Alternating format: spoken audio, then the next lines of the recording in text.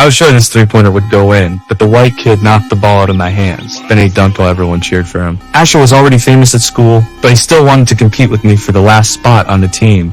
His foul cost me my spot on the team. The coach didn't stand up for me either, because I was only 5'6". Just 1 week later I learned how to dunk. According to our bet, Asher had to let me shave his head. Holding his hair, I suddenly couldn't hate him anymore. After getting cut from the team, I joined a random music club. But I met this girl I liked named Taylor. I finally got the courage to ask her to a movie, but Asher was already hitting on her. He even invited Taylor to his party. I showed up anyway even though I wasn't invited, because Asher had something I really wanted, a Kobe jersey. Kobe was my lifelong idol, but right now Taylor mattered more. At the party they locked me in the basement on purpose, but I knew this place really well. Because Asher and I grew up together, I climbed out through the window, but he pushed me into the pool. Then he dunked in the water just to mock me. Someone filmed it and posted it online. The next day I made a bet with Asher. I would learn to dunk in just 1 week, but he looked at me like I was nothing. If I won, he had to give up the Kobe jersey. I put up my collectible figures worth $100,000. We had a deal, but I couldn't even touch the net.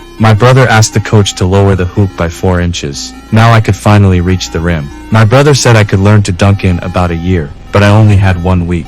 This was an insanely difficult challenge. I started training at 6 every morning. I pushed cars to build explosive power. I ate chicken breast for every meal. I mixed raw eggs with protein powder and drank it. I lifted 400 pounds to build arm strength. I did 1,000 box jumps every day for my vertical. I dug keys out of rice buckets to train my grip. My friend filmed everything. I became an internet celebrity, but everyone was just waiting to laugh at me. The night before the deadline I still couldn't dunk.